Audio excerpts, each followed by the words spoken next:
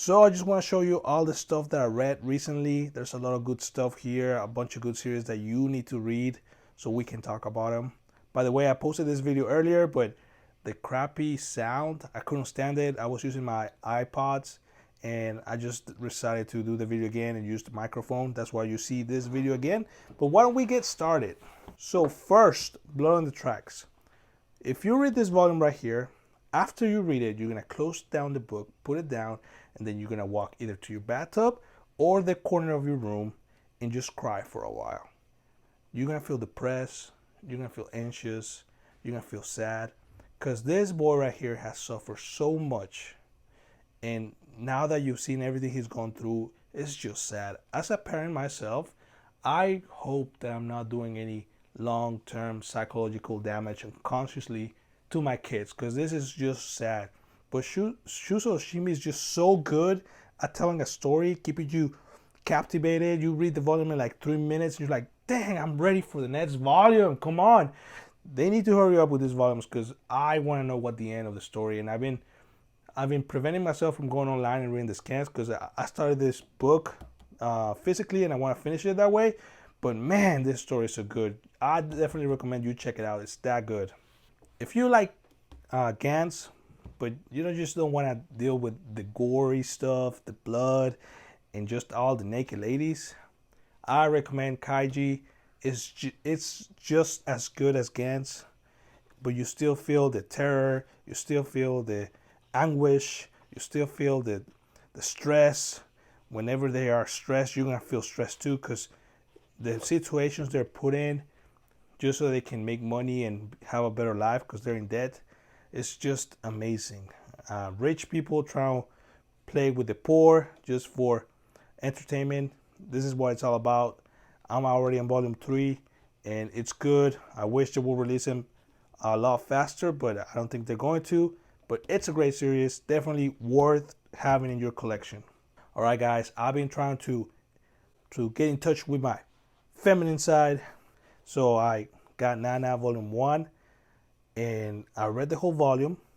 And to be honest, the first few chapters were a little bit hard to follow because it was a typical story of a girl who falls in love with every guy that pays her attention, and the guys sleep with her and then they just walk away.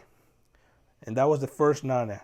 And then the second part of this volume, you meet the other Nana, which she's a singer and she breaks up with her boyfriend because he's going to Tokyo. And she's like, I'm going to respect myself and I'm just not going to follow him. I'm going to work on my life. So I thought it was pretty cool. Two opposite Nanas.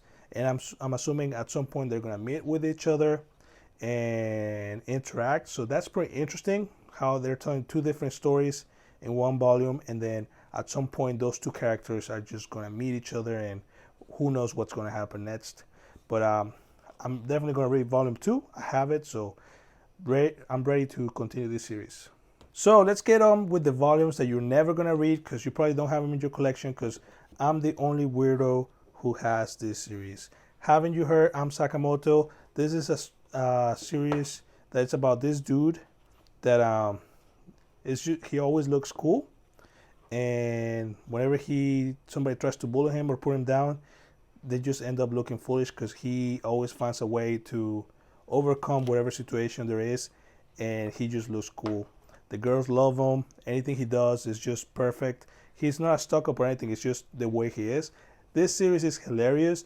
It's episodic. So after I finished volume 1, I thought, this is going to get boring if it's the same formula, because you can already tell it's kind of the same joke in a different situation. But volume 2 was still good. They elaborated a little bit more on the jokes, so I was able to enjoy it.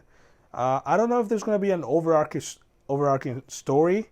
I think it's just episodic, but I may be proven wrong. There's only 4 volumes, so we'll see. But so far, I'm enjoying it. All right, guys, sometimes I just feel like dancing, guys. Sometimes, like, I just want to stomp, You guys remember what it was like to stomp? Well, this manga is about dancing, guys. This dude is shy. He's afraid of, anything. He's super shy, but he's good at basketball. But he's interested in dancing. He sees a pretty girl dancing, and she don't care who's watching. and he's like, man, I wish I could be her, like not caring what people think and stuff. He has a stuttering problem, just like me, I guess.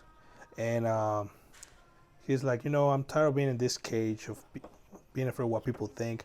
So he joins the dancing club, and it's hard for him, just starting to practice, and he feels like everybody's looking at him, making fun of him, and he's like, oh, this is so hard, and I can't relate to him so much because, well, I mean, not the dancing part because I suck at dancing, but just the fact that I'm always afraid of trying new things because I feel like people are gonna look at me and make fun of me or just care too much what people think. I was able to relate so much with this guy. The dancing part is real cool, guys. If you know how to dance this moves, just post it on Instagram and tag me, guys, because I want to see you guys try out those cool moves because I'll never be able to do those moves. But anyways, if you're reading this, let me know in the comments, guys, because this is so good. It's fun. It's just an enjoyable reading story. I think if you like Welcome to the Ballroom, you're going to enjoy this because it's just that good. All right, guys, I'm moving to the stuff that you're really not going to have in your collection because these are canceled series, but I have a soft spot for canceled series sometimes. So I'm not saying you should get it, but if you want to get them, if you want to read them, just read them online first and then make your own decision. I mean, School Judgment, illustrated by Takeshi Obata. I'm trying to collect all of his works. I don't think if it's a good idea to collect even the crappy works, but I'm doing it. I may change my mind later on, but this School Judgment, middle schools, elementary schools, kids get to have their own, what do you call this?